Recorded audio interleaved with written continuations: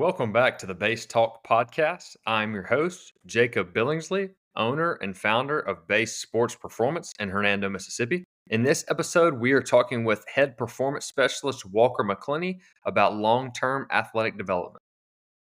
All right, welcome back to the Base Talk podcast. As I mentioned, today we are here again with head performance specialist Walker McCleney discussing the importance of long term athletic development. Walker, welcome back, man. Nice to be here. Thank you for having me on here.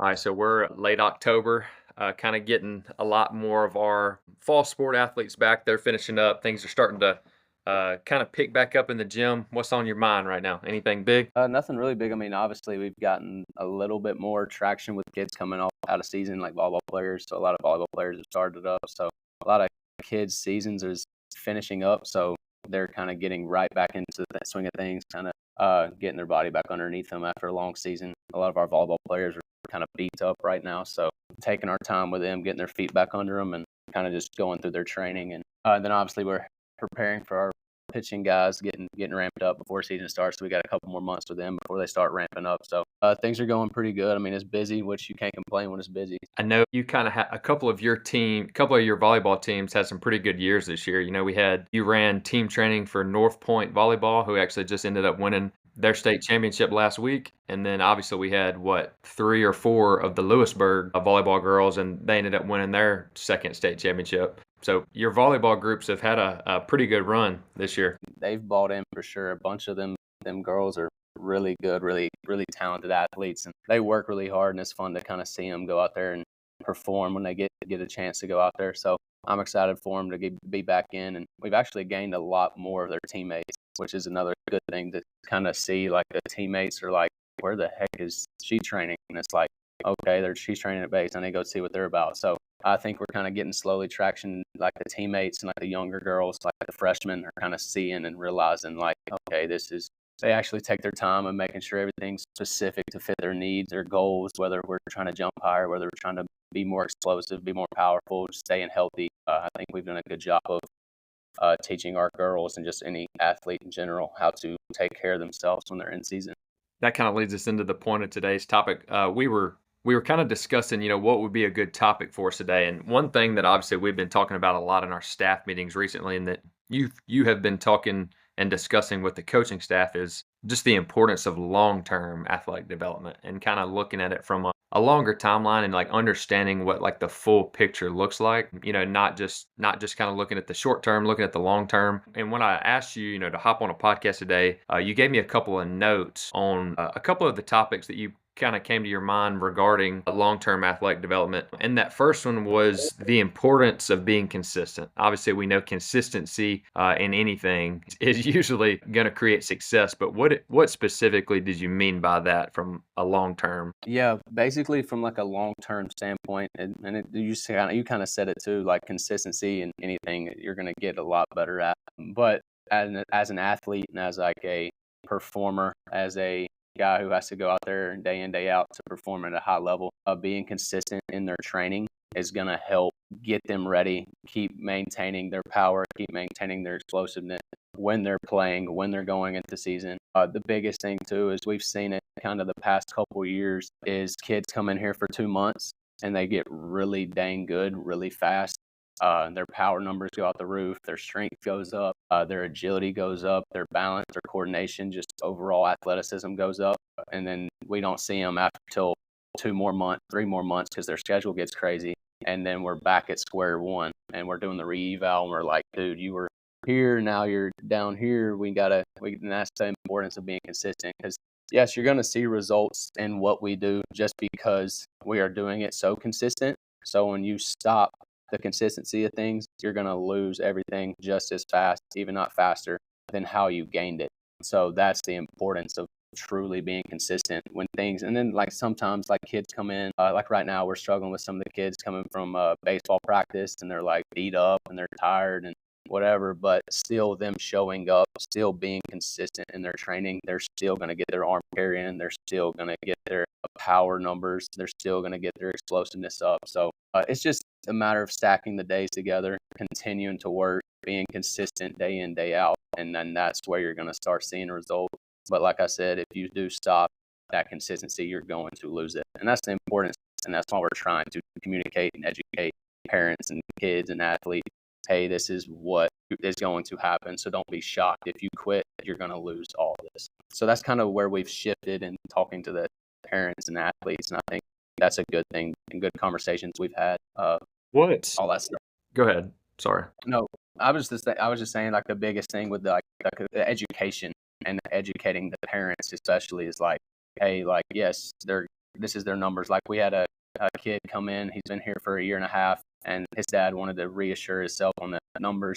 And over a year and a half, he has jumped 12 inches in his vert. He's gone down 10, almost a whole second in his 10-yard sprint. And so it's like big numbers. And he's only a freshman, so he's still got to get that next level if he wants to get there. So we've definitely seen the growth, and like I said, it's over a year and a half, and it takes time. So that's really the importance of it, is the education part of it. Whenever athletes and parents do come to you and say, "Hey, the end season is coming up. We're going to take a break. We're going to kind of pause everything, and we'll hop back with you in the off season." What is usually their reasoning for that, and what is usually your response to that? Just to try to educate them a little bit on that. Yeah, usually what I've seen is like the reasoning that they want to stop is because they're playing, especially baseball. You're playing 3 times a week. Most of our athletes, for the baseball players, most of them pitch, and right now most of our athletes are probably the best players on the team, so they're going to get pitched often. So some of them coaches are throwing them 100 pitches an inning or an outing. Some of them are throwing a little less than others, but that's one of the reasons that they want to quit is they understand, okay, my coach is making my kid pitch 100 innings every time he goes out there, so I don't want to get him to do too much. But my answer to them is the reasoning why we want to stay consistent is because we work around that from our programs. We program at a super high level, and we communicate at a super high level with our athletes on what they're doing. And especially in season, like, yeah, me and you both played baseball in college. We know what it's like. But in college, we were still working out twice a week to maintain our strength and to maintain our power. And that's how we need to get training high school kids and just anybody in general. When season starts, you just don't want to quit. We can do a recovery day on one day, and then we can do a heavier strength day on the days that you don't really pitch as much, or your off day at school, or kind of however it is throughout the week. We do a really good job of communicating to them and offering options with how many days a week we're open. We're open up on a Sunday, so if they play throughout the week, there's always going to be that time where they can come in on a Sunday or even a Friday on the days they don't play and get their training in, and their program is going to reflect everything that they're not getting. And we're going to take into consideration what they're doing during season and that kind of stuff. And so just educating, it goes back to educating the parents on like, hey, look, this is where things are going to change. Because I was having a conversation yesterday with one of our athletes' dads, and he was like, well, he's been playing football, now he's playing baseball. How is the program going to change? Like that kind of stuff. And he didn't even know our program's changed. And he's been coming for almost a year. He was like, I just thought he was just getting a random program. And I had to explain, like, no, like every program he gets is going to reflect what he's doing. So if he's in football, he's going to have a little bit more volume to stay strong, all that stuff. But when we switch to baseball season, he's throwing a lot. He's going to have a lot of arm carry. He's going to have a lot of range of motion stuff and more baseball specific, more specific to what he needs during that time period. Yes. So it just goes back to education. So it sounds like basically just having a conversation with the parent and really educating them. Hey, we understand what your athlete is going through. We understand that they're having 5 days a week of football practice, and then they're going and getting beat up on Thursday or Friday night, depending on when they play. And then maybe they're playing travel baseball on the weekends, and they're playing Saturdays and Sundays, and then they start it all over again on Monday with football practice. And really, it sounds like what you're saying is we're obviously adjusting, their programming and their training with us to kind of help not only maintain, the growth that they've made over the last several months or a couple of years, but also honestly protect them, and keep them, out of injuries way, especially when they're kind of juggling a couple of sports there. Let's go a little bit deeper into maybe even just like some examples of how we can change programming, like from the off season to the in season, and maybe even give an example of what you could do or would do with a soccer player off season versus in season, as well as, a baseball or softball player off season versus in season, and why that should matter. Yeah, so obviously when we as us as coaches are sitting down and writing the program for the athlete, we always take consideration on what time of year it is. So we want to understand, okay, it's a soccer player. What time of year is it? Is it early fall where they're playing a lot? Where like right now, some of our soccer players have just started playing. I think they started this week.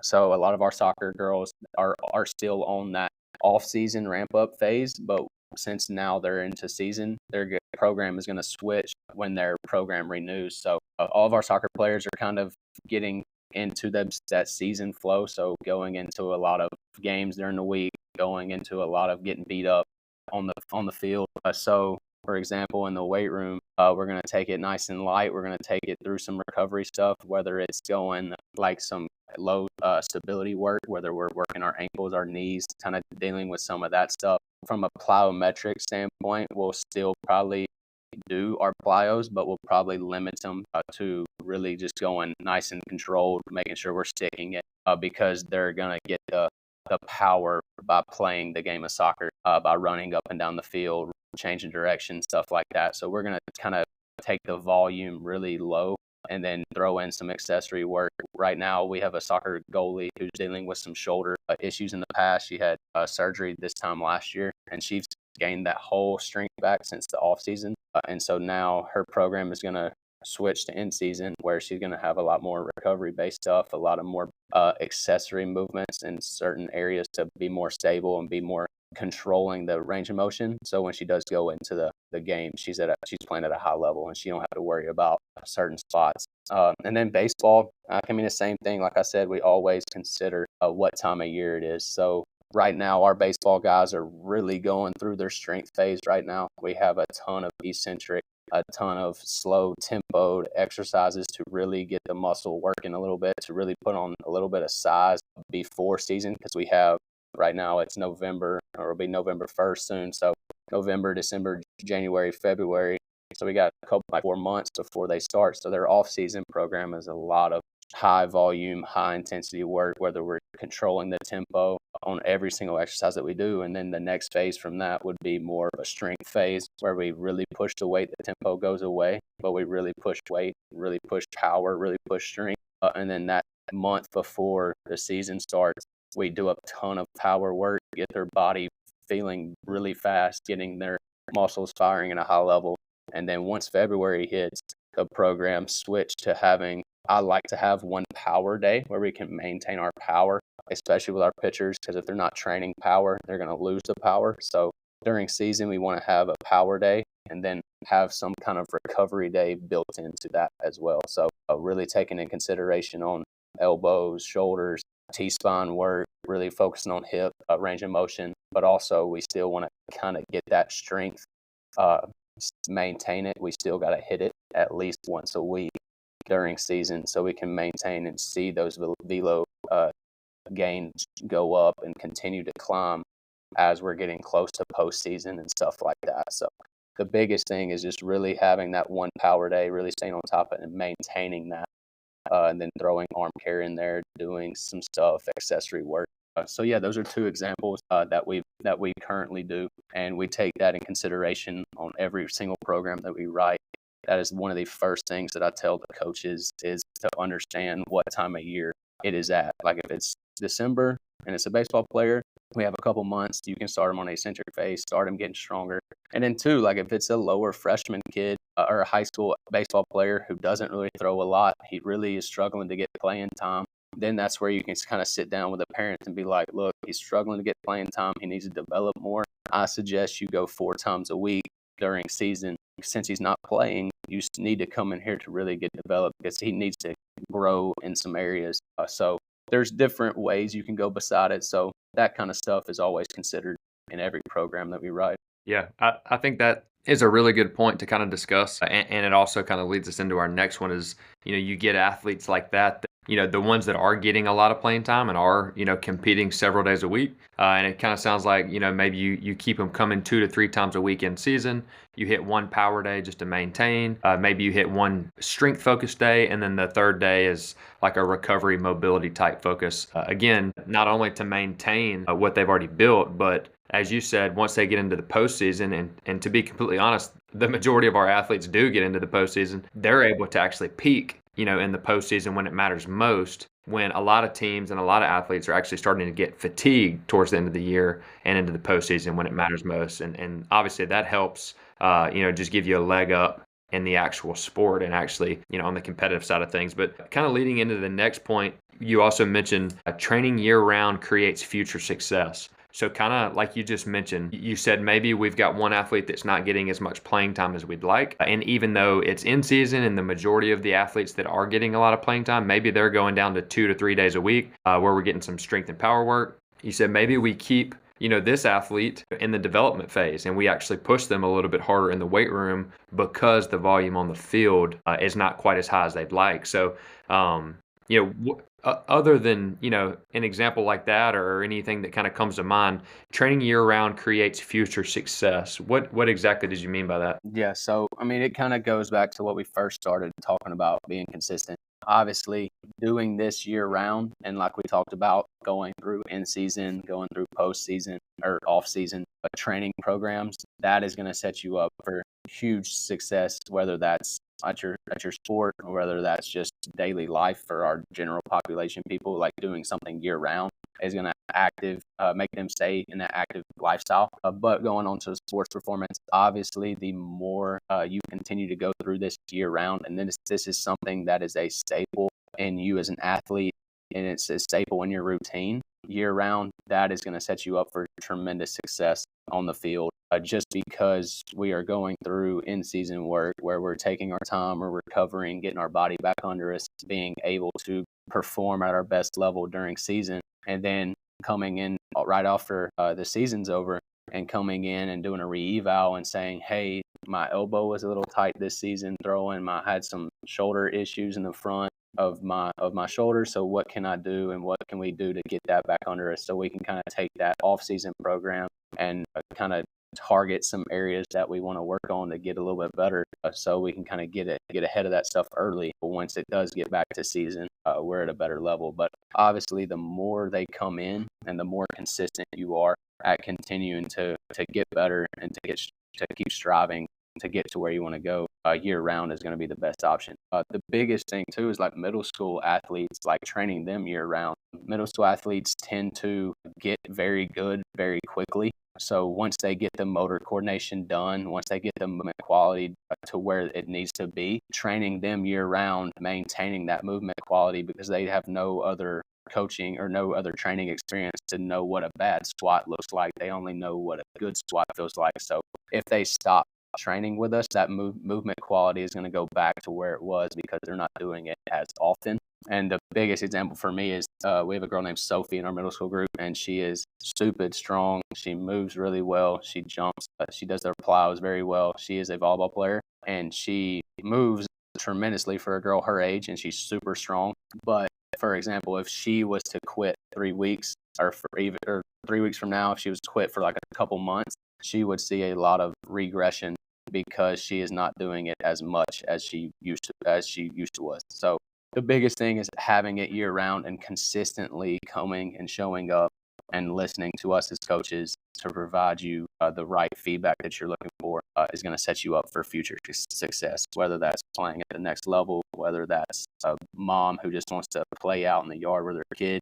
It goes for anything. If you want to be good at something and you want to be able to have an active lifestyle, something like this is going to have to stay into your routine year round because it will set you up for success at no matter what you do. One thing that we've mentioned in a staff meeting before, or a coaches meeting before, again, going back to the importance of training year round is, if you train twice a week year round is 104 training sessions a year versus the athlete that just trains in the off season. And maybe they're even going 4 times a week, for a 4-month off season. That's 64 sessions, a year. That's 40 more sessions a year for the athlete that's training half as much per week but does it for the full year. So, 40 extra sessions Oh over yeah. a year, just 1 year, right? It is going to bring huge dividends in just that 1 year, and then you talk about these eighth, ninth, 10th graders that still have another, 3 to 5 years of doing that. That is a lot of additional development that is going to pay dividends big time,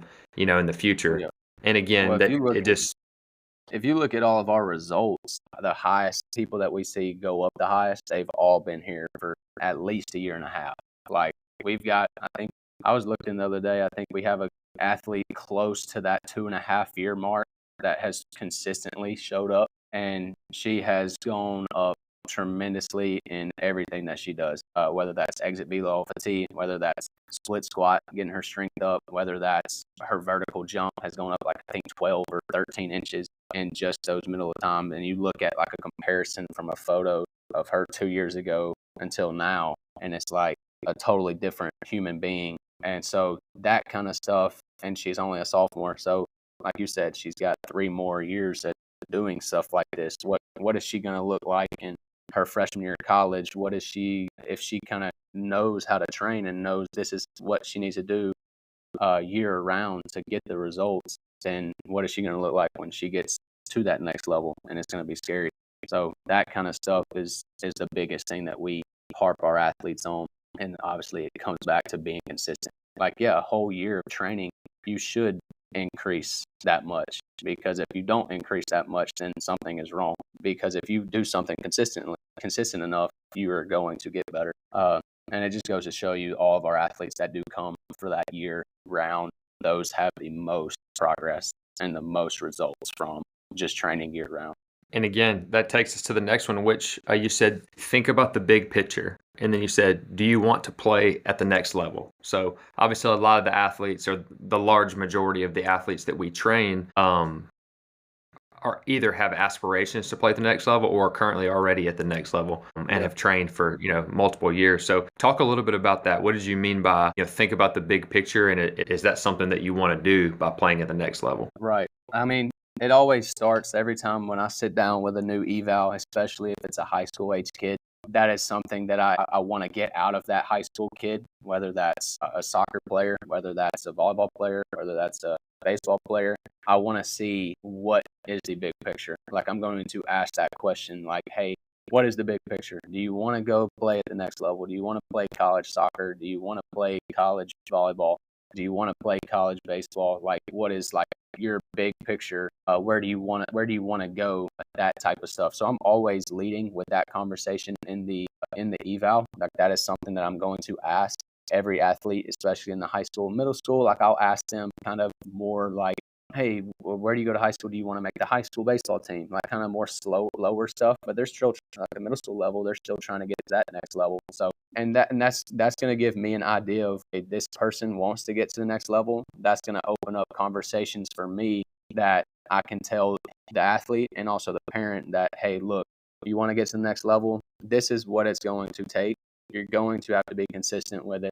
You're going to have to make sacrifices. You're going to have to work out and have a program year around to reach those goals. And then obviously that opens up conversations on, what do they do in season? Well, every single college athletic program is training in season. If they're not training in season, then they're probably not doing what they're supposed to be doing. So the biggest thing is, if colleges are doing it and if people at the highest level of your sport are doing it, then doing it early at a younger age is going to set them up for success. Going back to that first point we talked about, getting them into a routine, because if they do want to go to the next level, then they're going to be practicing 3-4 times a week. They're going to be playing games 3-4 times a week. They're going to be working out 3-4 times a week. They're going to be going to class Monday through Friday. So there's going to be a lot of moving parts when they do get to college. So if they get ahead of that routine early, their time management goes up. Their schoolwork is probably going to go up. Their training is going to go up. They're going to be in a lot better spot when they get to that next level, whether that's college or whatever it is. They're going to be already set up for success because they know what the routine's like. They already understand, okay, as an athlete, I got to work out. I got to stay on top of my training. I got to stay on top of my arm care. I got to stay on top of my recovery, or it's all going to go downhill.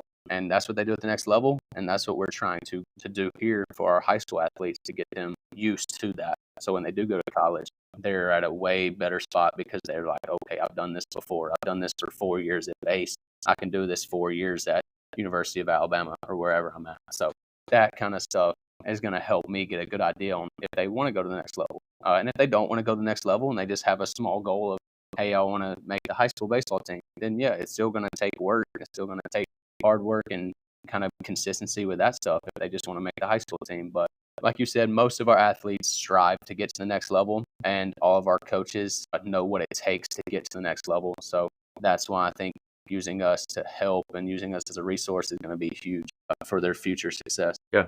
No, that obviously asking that question, like you said, in the evaluation or in the initial meeting with them of, what is the goal? What is it that you want to do? Do you want to play at the next level? And is the next level high school, or is the next level college, or is the next level professional, right? And when we ask that question, again, that allows us to be able to prepare them for that, right? Like when we hear we want to play, at the collegiate level or at the professional level, obviously to us, that it's awesome, right? And because we know that we can get them in a physically prepared state to be ready to roll when they get there, and be ahead of a lot of the competition. But just knowing the answer to that question obviously allows us to prepare them for that. And then when the time comes, again, like you said, they've already been through 2, 3, 4 years of what these college athletes' schedules look like, and they're not, shell shocked. They've been living that life. They're comfortable with it, and a lot of the competition, a lot of their teammates, is probably new to them, and they're having to make that adjustment, and it just gives them another leg up on what's going on. The next point was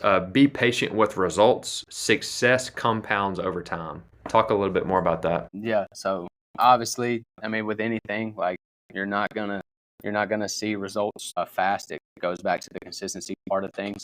The biggest thing when I wrote that down was for our like middle schoolers and our lower level like high schoolers, because they have never had any training experience. They have no background on how to do certain movements, how to actually train, how to get stronger, how to actually move their body in good way to perform better on the field. A lot of parents kind of get discouraged because their 10-year-old isn't getting better as fast as they wish they would, when stuff like that takes time. Like if you're a 10-year-old, like it takes time to learn the mechanics on how to actually proper squat, and how to actually use your hips, how to actually hinge your butt back, how to actually activate your core, how to anteriorly and posteriorly tilt their pelvis. Like that's a huge one that they have no idea how to do it. But as a 10-year-old, if we teach a 10-year-old how to actually move their body with perfect form and perfect technique, when they do go into that, once they hammer those movement patterns down and they do start adding weight, that's where you start seeing the results really fast. But sometimes it takes a long time for them to figure out that movement quality. So that was when I wrote that was the biggest one that I could mention, was the middle school and like the lower level high school kids that really come to us, and it's a clean slate. Like it is, hey, I have no training experience. I want to try baseball. Like I've never played baseball before in my life. I want to try to play high school baseball. Like those kids that come to us really with no foundation movement, those kids will slowly see results. But once they get the movement and the quality down, and us as coaches coach them on that stuff, once we add weight to that, that's when you're going to start seeing the results. And then same thing, like even when it's a higher level guy who has a lot of strength, has a lot of power, has a lot of stuff like that, but it's kind of stuck at that velo that he wants to throw harder. Say someone's stuck at like 88, but he just can't hit that 90. But as a coach, his strength's high, his power's high. It might just be small, like a little plateau where he needs to consistently get over that, consistently focus on arm care, consistently focus on mechanic stuff. It might be a mechanic breakdown. It might be something very small that if he just shows up consistently enough, he's going to see the results. So just because you work your tail off and you have the strength and the power and all that stuff, and you've done it consistently enough, just because you haven't seen results doesn't mean that you need to just totally, okay, I'm not seeing results, I gotta do something else. There's plateaus happen, and that's another conversation with our high school kids that we have to have. And make them reassure them on like, hey, we're doing the right thing. Just keep stacking the days, keep being consistent. Don't get frustrated because you never know what 3 weeks from now you might top that 90, and then you might PR again, and then you might PR again. And I've seen it in the past. I've seen kids PR in back-to-back weeks because something just clicks out there on the mound, or something just clicks in the weight room, and it's like, okay, that's what it's supposed to feel like. And then once that happens, it's kind of game over from there, and then they start seeing that success. But just because, like I said, just because you are consistent, just know that results take time. And that goes from any level that you're at. Like if it's an adult who wants to lose weight, like consistency takes time. Results take time. You have to be consistent with that, and it takes time. You can't expect results to happen overnight. It takes a lot of time and dedication and consistent work to get there. Yeah. Awesome. And then last one real quick before we run out of time. Your last point was use your coaches. We are here for you every step of the way. I know we've talked again in our staff meetings and coaches meetings before about like how we wish we would have had, a private coach or like a third party to talk to, other than like your sport coach at your school or your parents, just have like a unbiased third party that you can go to and ask for feedback and ask for what are some things that you would suggest that these athletes do to utilize those coaches better? Yeah, so obviously the coaches we have here at base in the Hernando location, they're super, super in depth on making sure every athlete is doing the right things, making sure we're staying on top of our eating habits. What are we putting into our body? What are we drinking? What are we doing outside of school?